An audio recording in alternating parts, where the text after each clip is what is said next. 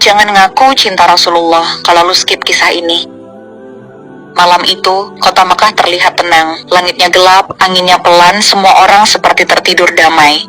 Tapi di balik semua itu, ada rencana pembunuhan sedang disusun diam-diam. Para pemimpin Quraisy duduk di satu ruangan gelap. Wajah mereka serius. Target mereka satu, Muhammad. Selama ini mereka mencaci, menolak, bahkan menyiksa pengikutnya. Tapi Nabi masih tetap berdakwah. Dan malam itu, mereka ingin menghentikannya untuk selamanya.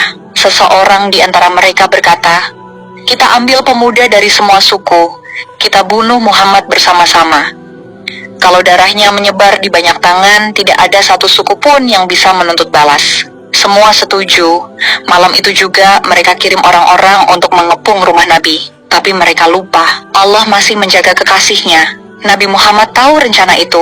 Allah sudah memberitahunya lewat wahyu. Beliau lalu memanggil Ali bin Abi Thalib, sepupu sekaligus sahabat mudanya. "Tidurlah di tempat tidurku malam ini," ucap Nabi. Ali masih muda, tapi hatinya besar. Ia tahu bisa saja dia yang dibunuh malam itu, tapi dia tetap masuk ke kamar Nabi dan tidur tenang. Karena ia sadar cintanya terhadap Nabi lebih besar dari rasa takut akan kematian. Sementara itu Nabi keluar rumah. Beliau membaca ayat pelindung. "Dan kami tutup mata mereka hingga mereka tak bisa melihat apa-apa." Potongan Quran Surah Yasin ayat 9. Dan benar, para pengepung tidak melihat Nabi keluar sama sekali. Nabi langsung pergi ke rumah sahabat terdekatnya, Abu Bakar As-Siddiq. Saat Nabi berkata, "Allah sudah izinkan aku hijrah," Abu Bakar menangis. Bukan karena takut, tapi karena bahagia, karena dia terpilih untuk menemani perjalanan besar ini. Unta sudah disiapkan, bekal dibungkus diam-diam oleh putri Abu Bakar, Asma. Bahkan penunjuk jalan pun sudah ada. Orang itu bukan muslim, tapi dia merupakan orang yang dapat dipercaya. Dan itu cukup. Dalam perjalanan hijrah ini, strateginya mereka tidak langsung bergerak menuju utara, tempat kota Madinah berada, namun mereka justru berjalan ke selatan, ke tempat sunyi bernama Goat Sur. 3 hari mereka sembunyi di sana, bersandar pada batu, tidur di atas tanah. Dan ketika musuh sampai di depan mulut gua, Abu Bakar berbisik pelan, "Ya Rasulullah, kalau mereka menunduk sedikit saja, mereka akan lihat kita." Tapi Nabi menjawab dengan tenang, "Jangan bersedih, Abu Bakar. Allah bersama kita."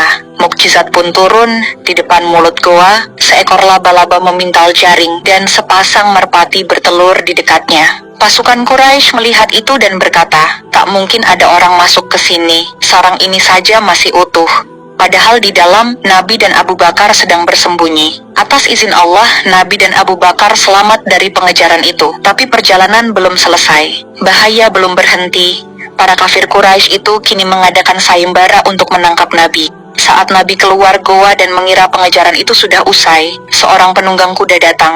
Ia cepat, terlatih, dan haus akan hadiah. Dan dia bersumpah akan menangkap Nabi malam itu juga. Siapa dia? Apa yang akan terjadi saat ia berhadapan langsung dengan Nabi? Tonton kelanjutan ceritanya di akun ini dan jangan lupa follow, like, komen, serta share agar semakin banyak orang yang tahu akan sejarah besar Rasulullah.